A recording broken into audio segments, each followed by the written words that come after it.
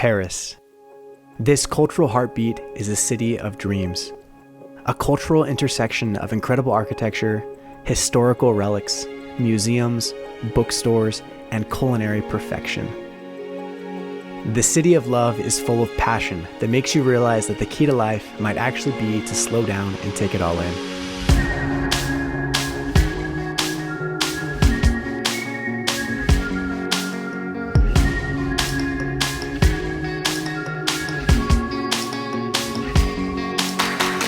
With so much to see, you could spend a lifetime taking in all that Paris has to offer. Join us as we capture a sliver of what Paris has to offer and show you how to have the perfect weekend getaway in Paris.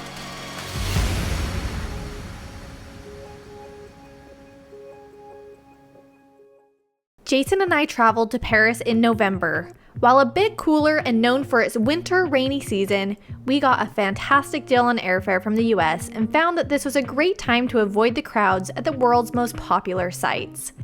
We flew into the Charles de Gaulle Airport. To get to downtown Paris from the airport, you can either take an Uber, or for a fraction of the cost, you can take the RER B train directly into the heart of the city.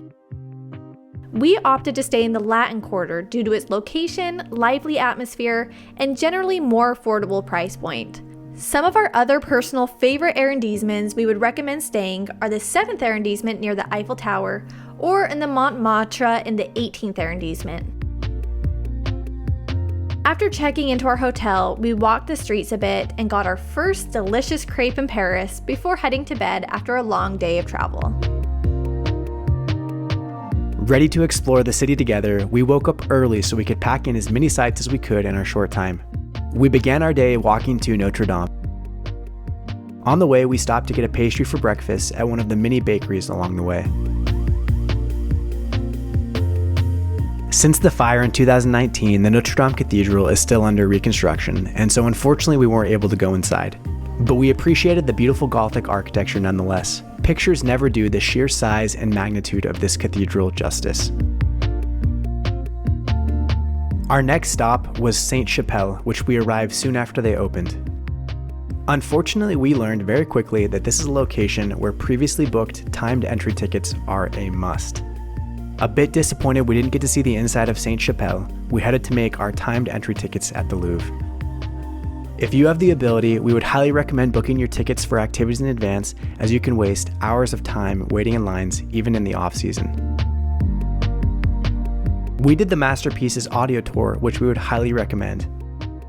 The audio tour showed us exactly where we need to go with a Bluetooth map and shared great facts and commentary on the art.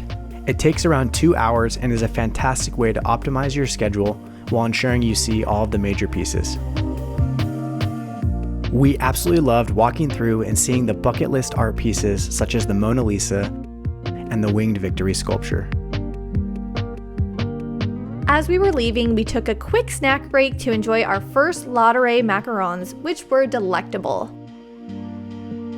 This was a great way to curb our hunger and keep up our energy before lunch. After Lotte, we continued our stroll through the Tuileries Gardens and grabbed a quick lunch with incredible croque madame sandwiches to warm us up. After lunch, we headed to the base of the Eiffel Tower, where we hopped onto a boat for a Seine River cruise. Sitting inside, we enjoyed taking in Paris's postcard views from a new angle.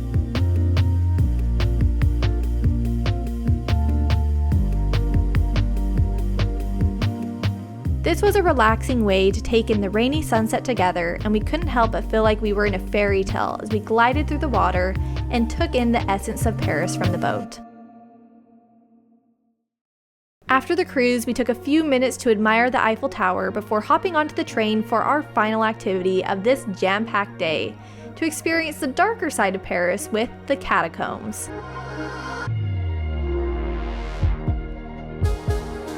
The entrance to the Catacombs is a bit out of the way, but totally worth it, as this experience was unlike anything else we have ever done before. Little did we realize as we were walking the streets of Paris that below us were underground tunnels filled with human bones arranged into a different kind of art.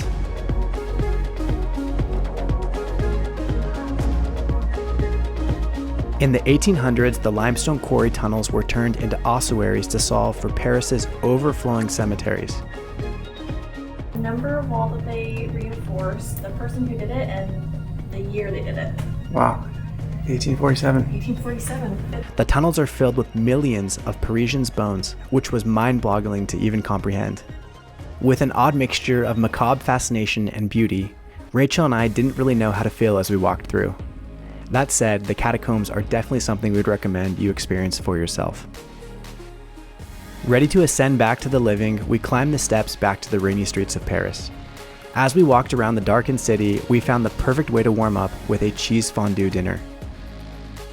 With incredibly gooey cheese paired with potatoes, meat, and bread, this was a perfectly filling and decadent way to end our action-packed day.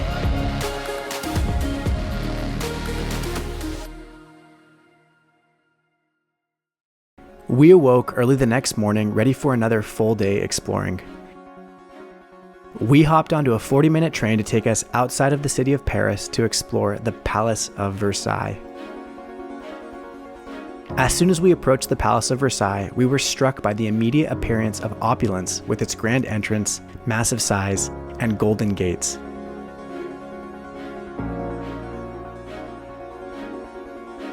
We couldn't wait to go inside what looked like a walking fairy tale as we waited in line with our timed entry tickets. We again chose to use an audio tour and were taken aback by seeing firsthand the opulent lifestyle of the historic French royalty.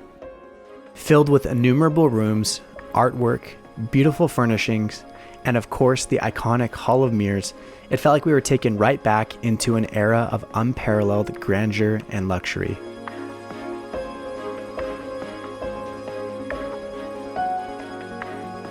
After wandering countless rooms, we headed out to see the immaculate gardens of Versailles. With such massive grounds, we decided to buy tickets for a ride on the tram so we could take in more of the views. We enjoyed seeing the water features and the forest from the train, then took a stroll through the gardens together, enjoying getting lost in the maze of hedges. We then grabbed a quick lunch before hopping back on the train to explore the romantic area of Montmartre. Known for its charming streets and steep hills, we made our way up the incline to the top of the hill to see the stunning white Sacre Coeur Basilica. Entrance is free, but as it is a sacred place of prayer, cameras are not allowed inside. After leaving, we took in the views from the basilica, which are incredible at sunset. Providing an expansive view of the city, this is the perfect place to sit and take in the magic of Paris. After we took in the views, we walked to the charming square nearby to grab some of the best hot chocolate in Paris from La Courette. As we drank our hot chocolate, we made our way down the hill and headed towards the Eiffel Tower to see the famous Eiffel Tower sparkle. Every hour from dusk until 1 a.m., the Eiffel Tower lights up and sparkles for about 5 minutes. It really did feel magical to watch together as we saw the Eiffel Tower in a whole new light. After the Eiffel Tower, we grabbed one sweet and one savory crepe for a simple dinner. This was the perfect way to top off our spectacular day before making our way back to our hotel.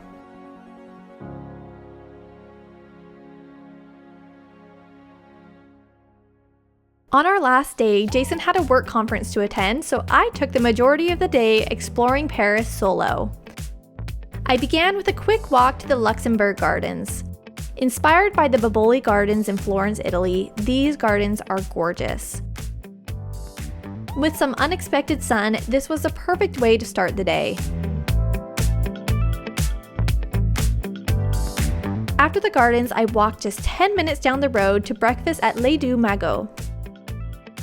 I took my time here enjoying the most incredible thick hot chocolate and bread while people watching from the outdoor table.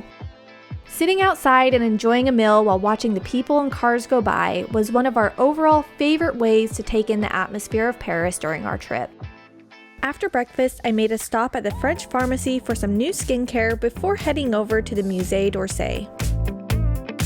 This museum is smaller and lesser known than the Louvre, but filled with incredible art.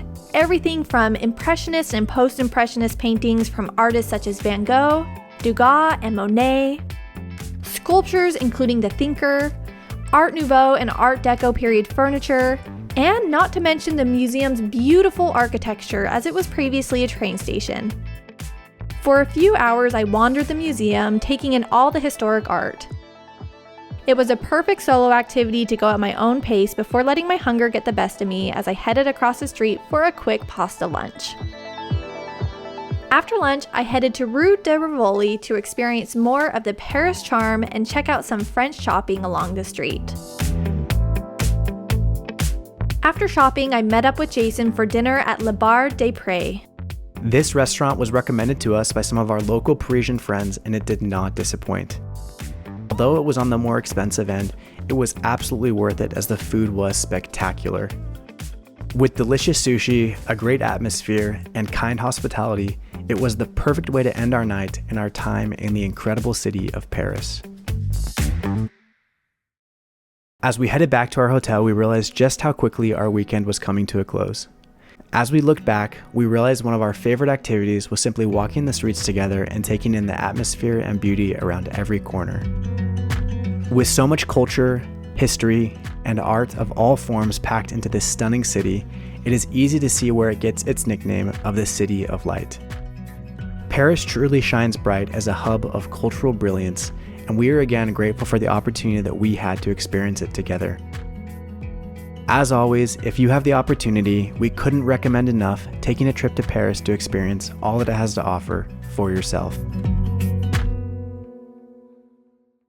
Hey everyone, thanks so much for watching. We hope you enjoyed this video. If you did, it would really help us out if you gave it a like and subscribed. We have tons more travel content we're excited to show you. As always, we hope you have an amazing day.